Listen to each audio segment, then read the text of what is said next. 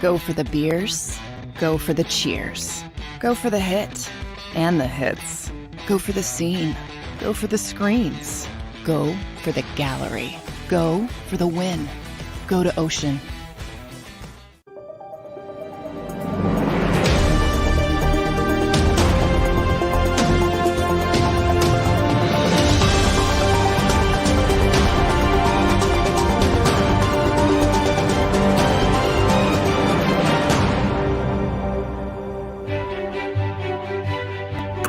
Well, yesterday was fun. Tonight was not fun. Tonight sucked. Like, hey, welcome into the postgame show here on JAKIB Media. Hope you like crap, because that's what the Phillies gave us tonight, unfortunately. Whether it was Aaron Nola in the sixth inning, whether it was the lineup before the game even started, whatever it might have been, it was not a good vibe going into Citizens Bank Park after the first couple innings of play. Aaron Nola looked like it was dealing, sure, and then he hit the wall in the sixth inning, as we've seen him do far too many times in the last, let's see here, his last two starts in the World Series. But really, that started off terrible. How he started out this regular season, looked like he bounced back in his last start, and then, of course, started to leak oil in the sixth inning of this particular ball game. The lineup wasn't sharp to begin with. They didn't hit in the early goings of this ball game. I didn't like how Philly Rob himself designed the lineup card today. We'll get into that. We'll get into a lot of specifics, but it was just a rough game to watch. And this game was cruising. It was a 1-0 game. 1-0 game in the sixth inning. And I looked down at the time and I'm like, damn, this could be like a 2-hour game. Look at you, pitch clock. And then, oh, did the wheels come off in that third inning for the in that sixth inning for the Philadelphia Phillies. This was as much fun as it was last night, with 15 runs on 20 hits and guys hitting bombs. This was the complete opposite of that. This entire game actually felt like a base running blunder. And in case you haven't seen it, there are quite a lot of teams out there that do not have the same amount of mistakes as the Phillies do on the base paths. And I know when you talk about a play of the game, it's supposed to be a positive thing. The biggest blunder, the play of the game, it wasn't Tomlinson, the home plate umpire, missing a called third strike on Gene Segura that eventually added to a fourth run for the Miami Marlins. It was that play by Bryson Stott, who I love, who I'm going to take up a huge cause for in this game. But that particular play in that sixth inning where the Phillies were trying to have an opportunity to respond, they have an opportunity to get out there and really put some runs on the board. It's a 4-1 ball game at this point. Kyle Schwarber led off the inning with a solo home run to get the Phillies on the board. So it was 4-0 when that inning started. The bottom half of that sixth inning started. So Kyle Schwarber gets the home run. Great to see that, as always. Just sneaks it inside the right field line there, the right field foul pole. Then in that inning, Nick Castellanos gets on base with another hit. Alec Boehm gets up there. Should have been a 2-0 count on Boehm, but he ended up not getting the call. Another inconsistency there from Tomlinson, the home plate umpire. It changed the whole at-bat, and later Boehm ends up fouling out in that at-bat. Then Harrison steps up, gets the infield single to Birdie, who couldn't hold on to the ball, so he gets on base. It's credited with a single. You get Sosa hit by a pitch. Now the bases are loaded for Bryson Stott. That's where we set our scene. Phillies in that instance are down 4-1. Stott hits a shot to left field. You get 2 runs to cross the plate on this 2-run single, and I don't know what the hell Bryson Stott was thinking, but after he came up in the clutch getting the hit, he choked on the base paths where the Phillies have had so many struggles this season. Baseball's a funny game, and when it comes to fundamentally sound things that we're all taught in Little League, and you see the big leaguers not playing any better than we've seen in Little League, that's extremely frustrating. And credit to my man Corey Simon, NBC Sports Philadelphia, who actually threw this out there on the after that play by Bryson Stott in the sixth inning. Atlanta, Miami, Tampa Bay, Chicago Cubs, San Francisco, the Angels, and Washington, the Nationals. All those teams combined have not been thrown out on the base paths as many times as the Phillies have this season. Hey, that'll get the people in the ballpark. 15 runs, 20 hits, that'll get the people in the ballpark. You know what won't? Looking at the players come up to the plate, making clutch plays, and then bonehead mistakes whether it's rounding third, looking at you, Braden Marsh, who I also love, but can't take that mistake anymore, or Bryson Stott with that mistake he made on the base pass tonight. That was a killer. And look, you have who? Apache coming up next. Maybe you decide to make a little bit of a change there and you have another pitcher. Maybe Brandon Marsh goes in that situation. Maybe they take Luzardo out of the game at that point. Who knows? But all I know is the inning should not have ended with Bryson Stott being thrown out at first base. Him getting picked off was a killer.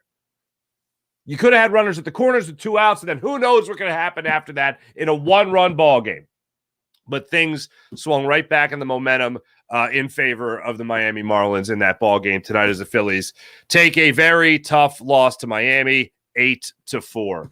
Hopefully they'll get the series win tomorrow, and you could still say that the Marlins are no longer the team that are on the Phillies' backs and the team they can't get off their back and all that stuff. Garrett Stubbs' walk-off home run last year, should have righted the ship and all that, and it certainly did after that point.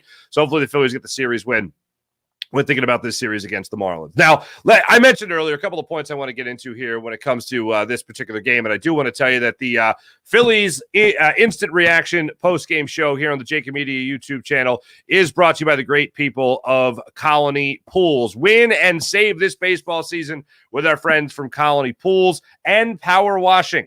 Let experts get rid of the ugly green algae as well as the mold off your roof, the siding, as well as your deck. They service Delaware. They service Delco, Chester counties as well. Call them now at 302-762-2250. That's 302-762-2250.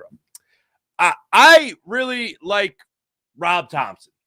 I really like this guy. He brought the team to the World Series. He made you feel like the players were getting the team back from Joe Girardi after Girardi was let go last season. And it's hard to argue with the success that the Phillies had, and it's hard to argue with the success they had under Rob Thompson once he was calling the shots, once he was the skipper of the Phils. But what the hell was the idea behind the lineup tonight? Somebody needs to explain to me why the hell you didn't have Bryson Stott lead off, or at least hit maybe, I understand maybe you don't have him lead off, maybe you have him hit second, maybe Turner at the top of the order again, and then you have a guy like Bryson Stott there, bat second, and Schwarber behind him. Maybe you juggle the lineup a little bit like that. But why the hell would you, in a way, stick your chest out for a player and say you have all the confidence in the world in Bryson Stott, all of a sudden, poof, leading off your lineup a night ago against the reigning Cy Young Award winner, but him facing a lefty tonight? Oh, no. Oh, let's be sheepish now. Let's be scared. He can't lead off against that guy. In fact, put him back down at the bottom of the order again. Put him to 7, 8. Put him down there, and let's see how he does down there. Oh, what does he do? He comes up and gets 2 hits off lefty. Because this notion that it started up with Bryson Stott not being able to hit left-handed pitching is just stupid. Stupid. Last year, he actually hit better against lefties than he did against righties. And this particular year, last year he actually hit almost 40 points higher against left-handed pitching. That's bonkers. And this year he's doing something similar as well. He's hitting lefties very well. And what does he do in his opportunities tonight? He gets you 2 hits. So I don't understand the lineup card for tonight when it comes to Rob Thompson in that particular instance there. And, hey, look, Trey Turner's a hell of a ball player. And if you're going to get Major League Baseball, if you're going to get hitting advice from me or Trey Turner, take it from Trey Turner. All right? But what the hell was he doing tonight at the plate? Gets the opportunity to lead off against tough lefty this, tough lefty runner. Gets the opportunity to lead off tonight. Swings at the first pitch. And let me preface this by saying I'm not a guy that gives a damn about whether or not a player swings at the first pitch regularly. Sometimes guy has a scouting report. Guy likes to see the fastball early. He wants to jump on that opportunity. By all means, do it. But if you're going to do it, you better have success. And if you're going to do it against left-handed pitching where your lineup is struggling against the left-handed pitcher, then you want to see as many pitches as possible. Swings at the first pitch, didn't like it, makes an out. That was a pretty easy inning for Luzardo in that first inning there. And then Turner comes up later in the ball game and swings at a pitch around his eyes. Could have been up in the count 2-0. Instead, it's 1-1. And he ends up making an out in the middle of 2 walks, by the way, in the 7th inning of that ball game tonight. So I don't know what was going on with the lineup card. I don't know what was going on with Trey Turner on the field tonight, in the batter's box in particular. And I sure as hell, now keep in mind, I'm talking about the Phillies' struggles. I'm talking about their own problems. I don't have the umpires high on my list here, But good God, what was a strike tonight and what wasn't a strike tonight? Because there are a multitude of cases where you can look at tonight and say, what was Tomlinson calling? What was wrong with that pitch? What was wrong with that pitch? What was wrong with this pitch?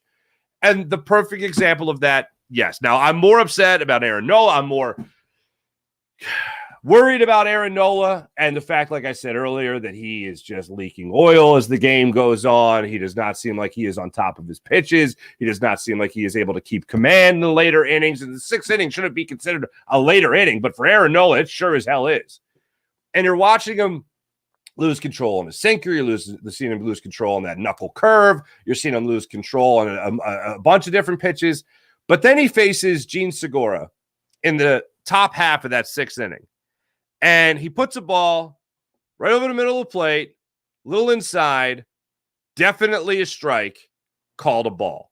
Should have been strike 3. Should have caught Gene Segura looking. Now, I don't like to harp on balls and strikes because the very next pitch was an inside pitch to Gene Segura that he actually hacked at and actually fouled it off. So the inning stayed alive there. Did Aaron Nola a favor in that instance. Swung at ball 4, excuse me. So as you see the count go on, you see what happens to Gene Segura.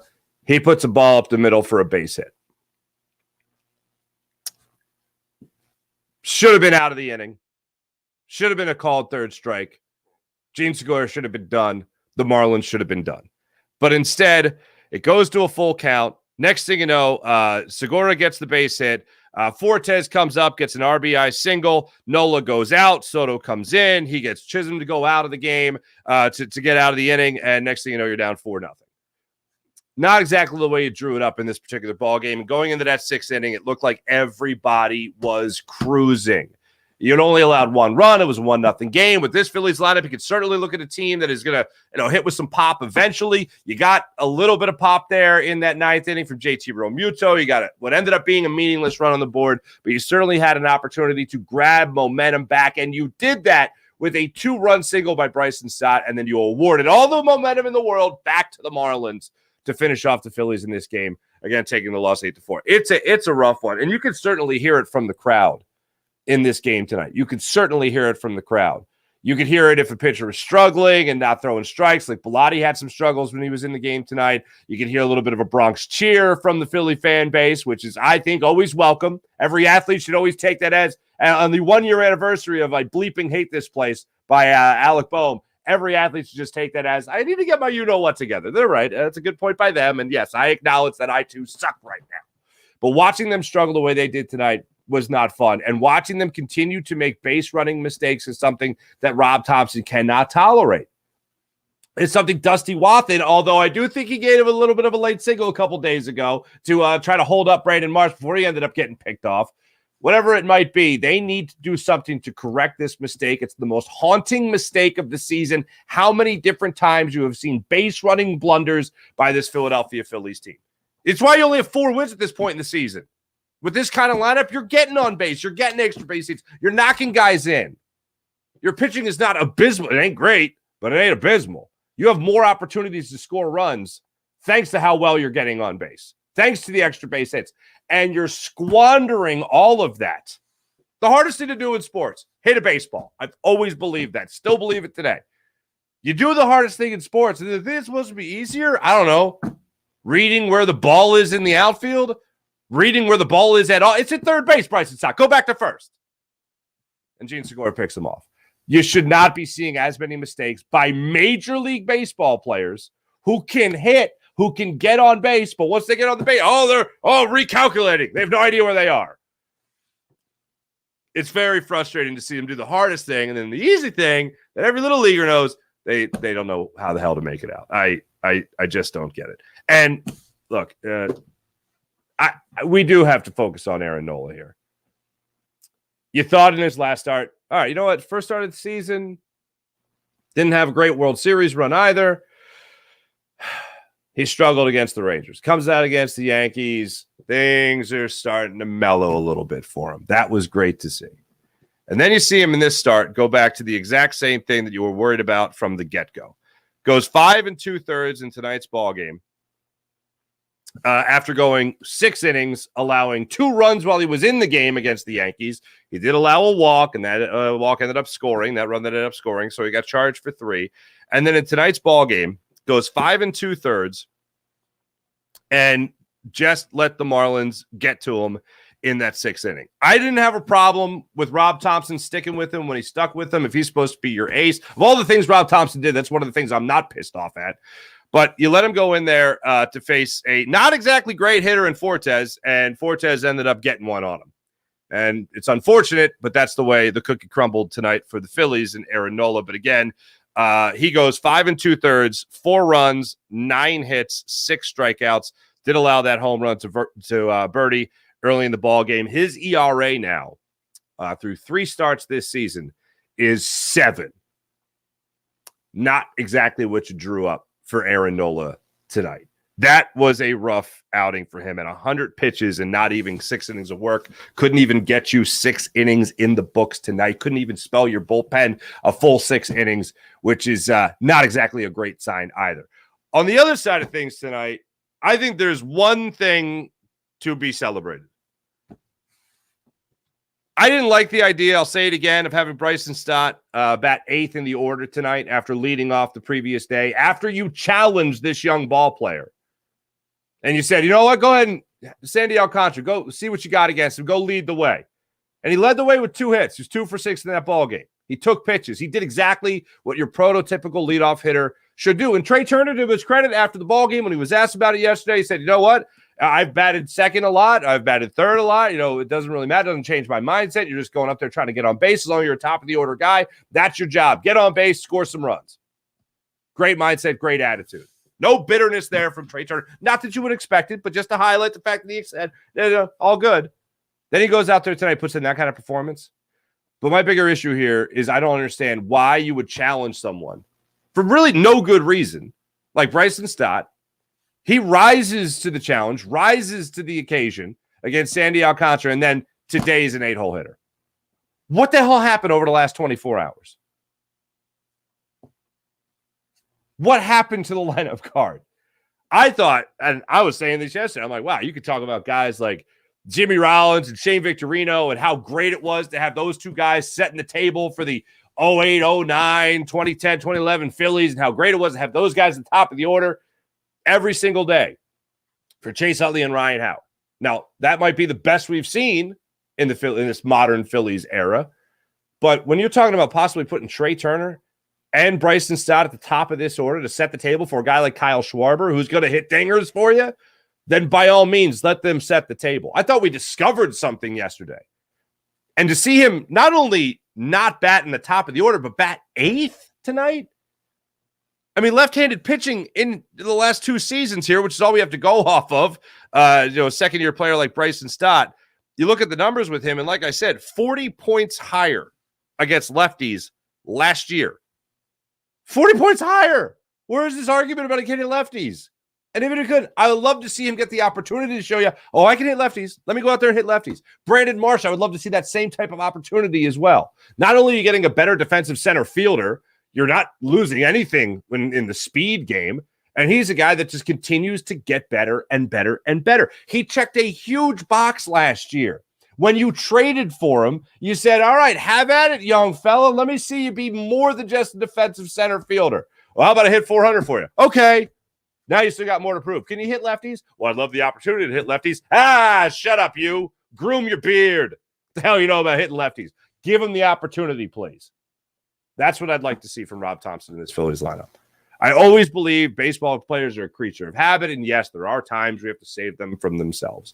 But I don't understand why you challenge a guy like Bryson Stott in particular, or why you challenge a guy like Brandon Marsh, and you say to them, hey, guys, go out there and be better than most people think you can be. Go and hit Sandy Alcantara. Okay, check. We'll do that. They did it. Oh, but a really tough lefties on the mound. When did Luzardo become Sandy Koufax? When did this lineup, at home in particular, start cowering to the tough lefty? I know it's gone on for a while, but after a night like yesterday, after a day like yesterday, don't you want to ride that as long as you can? seemed to work for him last night rather well. I'm not talking about, oh, you're going to get 15 hits tonight and 20 hits and 15 runs again. No, I'm not saying that at all. I'm just saying if the well proved bountiful last night, why not go back to it today? If it starts to fail, oh, then yes, sure, make some changes. But if you discovered something that started to work or did work rather well, the best it has to this point this season, why get away from it? That to me doesn't make any sense. I do begrudgingly have to acknowledge a player of the game tonight. And that, unfortunately, is not a Philly. It's Luis Ariz, who hit for the cycle. First cycle in Marlins history. Holy pots and pans. They've had 2 World Series championships and never a guy hitting for the cycle. Okay. Congrats to him. He did it all, including a single to round things out for the Marlins in tonight's ball game in the 8th inning to get on their 8th run of the game. That's just great. Good for him. Yeah. He is the player of the game here on the JAKIB Media YouTube channel, Postgame Phillies show. Phillies will have another crack at it tomorrow night. We'll see what they can muster up. 4:05 start time, so a little bit of an earlier start. Zach Wheeler will get the start against Edward Cabrera. Wheeler, also coming off a bounce-back performance from his first start of the season. His second start of the season was a lot better. That one going against the Cincinnati Reds, where he gave 5 innings, 5 1/3, 2 runs on 5 hits. He did walk 3, so we'll try to settle down there. The Phillies did get the win, as did he. 5-2 victory in that one, so we'll try to bounce back again, or at least keep that going from his previous start. I'm sorry, he did not get awarded the win in that case, unfortunately. But Zach Wheeler will be on the hill for the Phillies tomorrow. Try to continue what was a solid outing the first time up. But remember, a 4:05 start time tomorrow, an earlier start time for Zach Wheeler and the Phils. And I'm very curious to see, now that you're going to have a righty back on the hill again tomorrow facing this Phillies lineup, I'm very curious to see what Rob Thompson decides to do with this matchup. If I'm him, I think you have to go back to Stott at 1, Turner at 2. Turner at 1, Stott at 2. I think that makes a great deal of sense for this lineup. I told you guys my knee-jerk reaction to the lineup shakeup yesterday was, no, why would you do that? Everything's going great. Why would you change it for Stott like this? Why would you be so abrupt in the change? If that's the way you're going to do it, why don't you have Bohm be your cleanup hitter? Like, what are we doing here exactly? And then he goes and shows you that, yeah, that could have been a good idea for tonight as well. Plus, I think having those 2 guys as your 1-2 punches and a guy like Kyle Schwarber, for instance, batting third, that sounds like some runs for this Phillies squad. That sounds like a hell of a lot of runs for this Phillies squad. So I look forward to seeing what happens tomorrow, and I'll see hopefully what I can see with a guy like see what Rob Thompson decides to put together. Let me get into a chat check here and see what you guys got going on. Birds fan, what's up, Birds fan? Saying hi to me. What's going on? What's up with Philly Rob? He doesn't have the mojo this year so far. Surely doesn't feel like it. Jeff Bone, the Bonehead. Hello, Jeff Bone, the Bonehead. What do you got to see? How the hell did Philly lose like that, though? I don't know. Well, I can tell you how. Base running blunders, and I think a bad lineup going into it. I didn't like the lineup. Thompson's lineups are trash. Reminds me of Girardi. Birds fan. Yeah, a little bit of that. Definitely a little bit. Let Stott and Marsh play. Get the third base coach out of there. Dusty Wathan definitely had a late. Dusty Wathan definitely had a late stop sign, especially against the Yankees and against the Reds too. Just get the win tomorrow, says Nate. Nate, let's cross our fingers for that series win over the Marlins. But Miami is the team we need to sweep and catch up. I agree with that, and I've said this before. I said it on the show this morning. The Miami Marlins are a team, especially in this NL East with the Mets and the Braves and all those, and the Phillies, obviously. A lot of it's going to come down to beating the Marlins. The Braves need to beat the Marlins. The Mets need to beat the Marlins. And the Phillies sure as hell need to beat the Marlins. That's what needs to happen. You need to beat the craptastic Miami Marlins. So that when we're looking at the end of the season, we're going, man, how did the Phillies miss the playoffs? Well, they kept losing to the Marlins. The Braves beat the Marlins. The Mets beat the Marlins. The Phillies just can't beat the Marlins. I double dog dare you. If the Phillies lose tomorrow to the Marlins, tune in. I double dog dare you. Watch this program and watch my head explode after a game like that. I think I care? You think I care that it's in April? You think I care? I don't care. It's how I'm built. I'm optimistic in pretty much every other walk of life except sports. And maybe it's because I grew up in the first 27 years of my life without a championship. Maybe that's... I think we just solved the problem there. Thank you for the therapy session. Nate, get the win tomorrow. Yes, I agree. Birds fan, good show. Farzy, Philly Rob, got to be better. I concur. Thanks, everybody in the chat. You guys are great. Appreciate you guys. Be back with you guys tomorrow, a little earlier, with the instant reaction on the post-game show here. And remember, the post-game show here on JAKIB Media YouTube channel is brought to you by the great people of Colony Pools. Let Colony Pools and Power Washing bring your home back to life for the summer of 2023. Give your sponsor, our sponsor for the entire baseball season, a call at 302-762-2250. That's 302-762-2250. If you're getting tired of seeing that green algae stain on your roof, and you live in Delco, you live in Chester, or you live in the state of Delaware, let Colony pressure wash your house and also take the pressure off you, because that's really what's the most important thing, right? Right.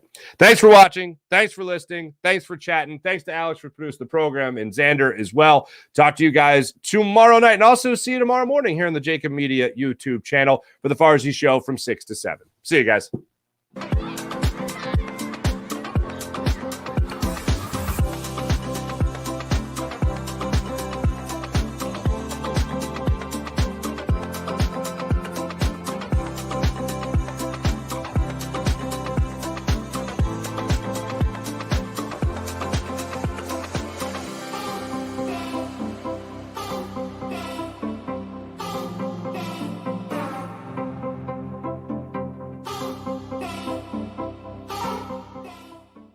Imagine for a moment that you went to work today, and when you came home, you were catastrophically injured. Your life and your family's life. That's what happened to union construction worker Mike Little. I was scared of what the end was going to be, but to be 100% honest with you, I knew I was going to be all right just by talking with Brian. In my heart, I just knew everything was going to be all right. Call the firm and find out why they say, "We got this." Call 215-458-2222. Heading down the shore, have a ball once more. Here, imaginations run wild and time stands still. Because here, you can find the best of the Jersey Shore, all on one 5-mile island. So leave the old you behind and get lost in the woods. Wild, wild, wild wood days.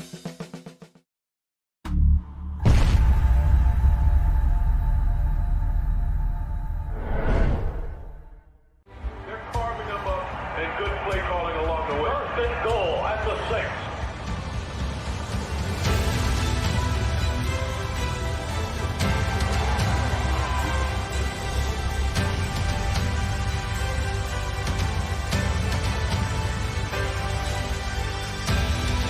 On the field of life, First Trust Bank is there for you. Champions on 3. 1, 2, 3. Because Philadelphia dreams deserve a Philadelphia bank. Go to get your game on. Go for the beers. Go for the cheers. Go for the hit and the hits. Go for the stakes and the stakes. Go to get your parlay on. Go to get your party on. Go for the scene. Go for the screens. Go for the gallery. Go for the win. Go to Ocean. Visit theoceanac.com.